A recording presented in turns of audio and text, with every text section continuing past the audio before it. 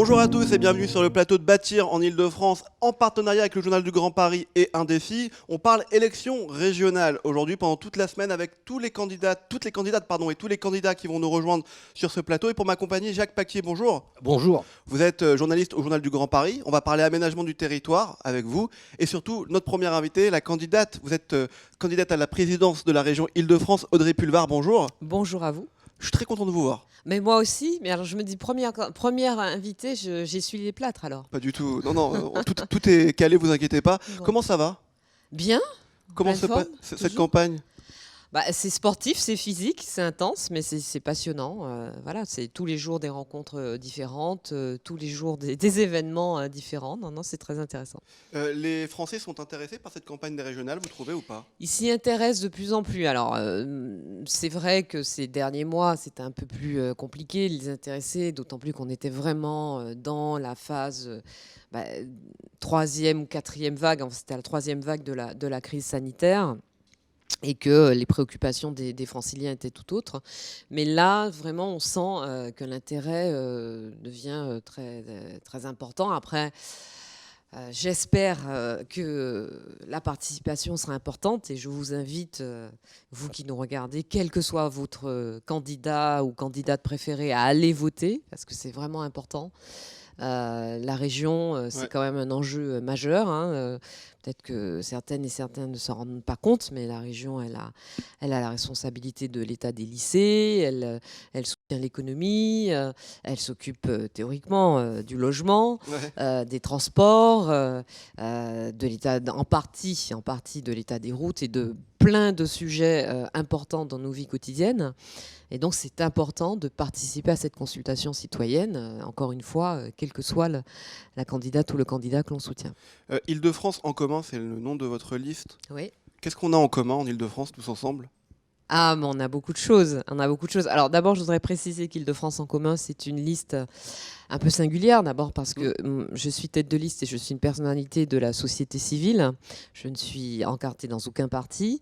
Et c'est la seule tête de liste de ces régionales qui soit conduite par une personnalité de la société civile, soutenue par des grands partis nationaux. Donc je suis une citoyenne engagée à la tête d'une liste qui est composée de 6 partis de la gauche écologiste, donc le Parti socialiste, le PRG, Place publique, les écolos solidaires, et puis des citoyens et des citoyennes engagés comme moi, donc des citoyens et citoyennes de la société civile. Et ce que nous avons en commun en Île-de-France, c'est beaucoup. C'est d'abord notre histoire, le patrimoine humain, culturel, historique de cette Île-de-France qui s'est faite en couches successives et en apports successifs de population. C'est un dynamisme. La région Île-de-France est la première région de France et la deuxième région d'Europe. C'est une région aussi de grandes inégalités, mais c'est une région de grandes réalisations, de grands enthousiasmes, de grandes fiertés. On va parler un peu d'aménagement de territoire avec Jacques Paquier. On fera tout à l'heure un quinquennat, je vous promets, Audrey Pulvar. Jacques Paquier, je vous laisse la parole et je vous laisse échanger avec la candidate Île-de-France en commun. Merci beaucoup. D'aménagement du territoire et de logement, on est ici chez les promoteurs d'Île-de-France qui construisent 22 000 logements par an dans les bonnes années, mais qui constatent et qui déplorent une chute. En fait, il y a eu les élections, vous savez, le cycle électoral, il y a eu le Covid et ça ne reprend pas. Donc c'est un peu ça l'interrogation. Alors même si la région ne peut pas tout, mais quand même la loi NOTRe lui a conféré plus qu'avant des compétences en matière de logement. Quel est votre regard sur cette situation assez critique finalement sur la chute de la construction de logements actuellement ? Alors d'abord, je me place du côté de ceux qui ont besoin d'un logement. 750 000 demandes de logements sociaux en Île-de-France, 1 200 000 personnes qui sont en situation de mal-logement dans notre région, qui est pourtant la région, je le disais tout à l'heure, la plus riche de France. C'est évidemment pas du tout acceptable ni tolérable. Et donc pour ces personnes, et pour répondre à votre question, pour ceux qui sont du côté de la construction, ce que nous voulons faire, c'est doubler le budget du logement social, relancer très fortement des mesures liées au logement, pas seulement la construction, j'y viendrai, mais d'abord la rénovation énergétique et la réhabilitation de l'existant. C'est évidemment un enjeu majeur à la fois pour les franciliennes et les franciliens qui y habitent dans ces logements, mais aussi un enjeu d'emploi local, non délocalisable et d'activité économique. Et évidemment, c'est un enjeu climatique. Et puis, nous voulons, avant d'en arriver à la construction, réfléchir à un changement de destination de centaines de milliers de mètres carrés de bureaux inutilisés. On me parle d'un stock de 10 millions de mètres carrés de bureaux inutilisés en Île-de-France après la crise. Je n'ai pas encore pu vérifier ce chiffre, mais en tout cas, il y a évidemment là matière à créer d'autres destinations pour ces mètres carrés, en partie en logement, pas que du logement social d'ailleurs, ça peut être aussi de l'accession à la propriété, en partie pour héberger des tiers-lieux, des incubateurs, de l'économie sociale et solidaire. Et puis, nous voulons aussi soutenir la rénovation de l'habitat insalubre, lutter contre l'habitat insalubre. Quasiment 150 000 logements considérés comme insalubres en Île-de-France. Là aussi, il nous faut faire un très gros effort pour en sortir. Autre mesure qui est particulièrement importante pour moi, c'est le soutien aux copropriétés dégradées, qui sont nombreuses en Île-de-France. Et la région doit augmenter très nettement, parce qu'elle était en recul, ces efforts pour soutenir non seulement les bailleurs, mais les propriétaires privés pour les copropriétés dégradées. Et d'ailleurs, quand je parlais de rénovation énergétique tout à l'heure, il y a l'action que nous allons mener dans le bâti qui dépend du conseil régional, le logement social, le logement intermédiaire, etc. Mais il y a aussi un certain nombre de mesures de soutien aux propriétaires privés pour les aider. Et puis, j'en arrive à la construction.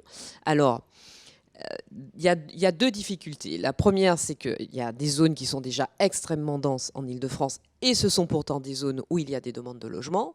Ensuite, on a bien sûr la question de l'artificialisation des sols qui, pour nous, est une question importante. Et évidemment, moins nous artificialiserons, mieux ce sera. Mais en même temps, il y a cette demande de logement qui est forte et qui nécessite en certains endroits de construire. Donc nous ne nous interdisons pas de construire, au contraire.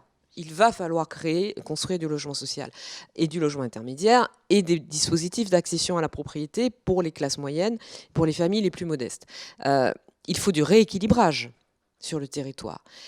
Des villes dans lesquelles il y a déjà 30 à 40% de logements sociaux, des villes qui sont déjà hyper denses, ne pourront pas probablement supporter d'autres constructions. Et c'est pour ça que pour ces villes-là, on en passe vers le changement de destination des mètres carrés de bureaux, la réhabilitation, la rénovation de l'existant. Mais il y a encore beaucoup de villes en Île-de-France et une grande partie du territoire qui sont sous-denses et puis qui ne respectent pas la loi SRU. Et donc, sur ce plan-là, il va nous falloir rééquilibrer les choses, mais en tout cas, je ne m'interdis pas la construction de logements. Quelle vision vous avez sur la hauteur, puisque finalement, on peut penser, ou pas, que la résolution de la quadrature du cercle entre le ZAN et la nécessité de construire du logement, c'est de construire plus haut. Ce n'est pas l'option qui a ma faveur, même si, encore une fois, vous savez, moi, j'ai très peu d'oukases, hein. Donc je ne dis pas on ne fera pas de logement neuf, on ne fera pas grand, on ne fera pas. Il faut être pragmatique. D'abord, il faut associer les premiers concernés à la décision, les territoires, les communes, les municipalités, les intercos, les départements et la région. Faire discuter tous ces échelons, et je sais qu'on se pose la question de la métropole du Grand Paris et des dissensus qu'il peut y avoir d'action et ce qui paralyse finalement l'action publique. Moi, je pense qu'il faut vraiment réconcilier la région Île-de-France avec elle-même et réconcilier le fonctionnement de l'institut région, enfin de l'institution région, avec la MJP et avec les départements en général et avec les intercos. On est obligé de faire les choses de façon concertée et intelligente et cohérente. Alors justement, il y a quand même le rôle des maires qui Oui. ne délivrent pas de permis de construire à tort ou à raison, enfin qui n'en délivrent pas, qui en délivrent moins et qui sont en restriction quasiment par rapport au PLU. Comment la région regarde et puis comment elle peut agir là-dessus ? C'est pareil. De la même façon que sur les transports, on prévoit des conférences départementales de desserte sur les questions du logement. Il faut, encore une fois, de la concertation tout le temps et à tous les étages.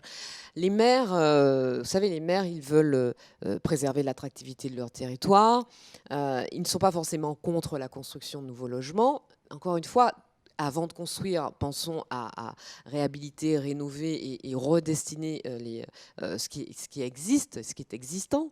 Et puis ensuite, si vraiment il faut en plus construire, à ce moment-là, construisons. Mais un maire, il est plutôt content qu'il y ait plus de monde dans sa ville ou dans sa commune. Ça lui fait des classes en plus, ça lui fait de l'activité en plus, ça lui fait des rentrées fiscales en plus.